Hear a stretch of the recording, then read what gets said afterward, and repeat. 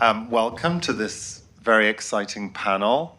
Um, we are talking, as we just said, about emerging designers and entrepreneurs. And I'm honored to have you all here to share your learnings and have an open conversation about the struggles you can face getting started and how you turn your passion into your career. First question is for all.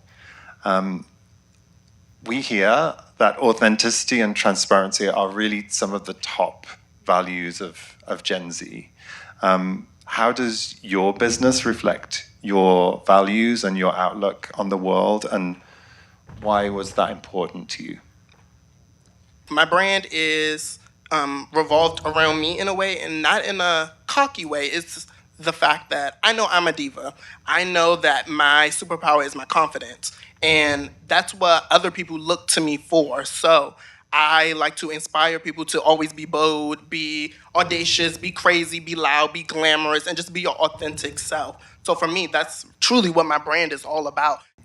I think what's really important is writing down and addressing what your values are, what you stand for at the very beginning of the process. So, taking time to assess what has really made an impact in my story personally, what's moved me, how can I incorporate those aspects into my business, and how can I stand for that? At the end of the day, that's the foundation.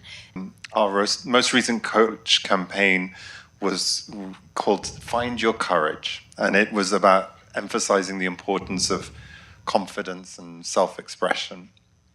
How did you build the confidence to take that first step of starting your own business? For me, I will actually share a personal story. I ended up graduating from fashion school last May, and I was going to take the summer, and I did take the summer to kind of rest, regroup, figure out what I wanted to apply for, where I potentially wanted to move, since San Francisco isn't necessarily known for fashion. And I ended up actually in September having a really bad bike riding accident where I broke my back.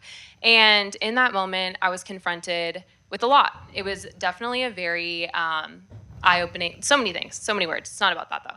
In that moment, I realized that I had a lot of fear around stepping into my own, designing my own brand, doing my own thing, and I had to confront that fear because that whole season of my life was like healing and confronting all these things that came up.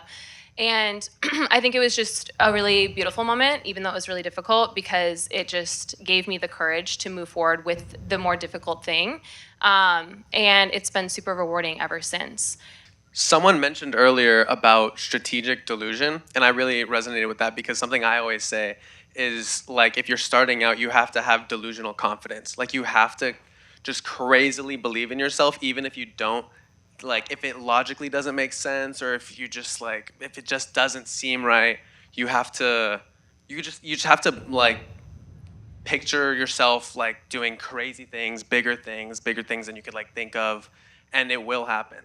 I read this book once, and it was kind of one of those self-help books, and you had to write all the words down of all the things that you were like negative about you or your life, and then you had to rewrite it in the positive, like create a new paradigm for yourself, and it was really, really liberating to like turn something that was negative in your life into a positive.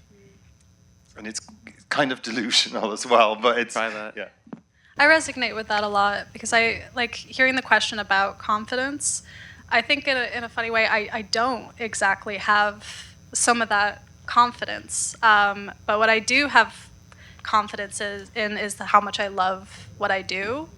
And that like motivates me to be more confident about like public speaking, putting my face in front of social media, things that like I personally find difficult.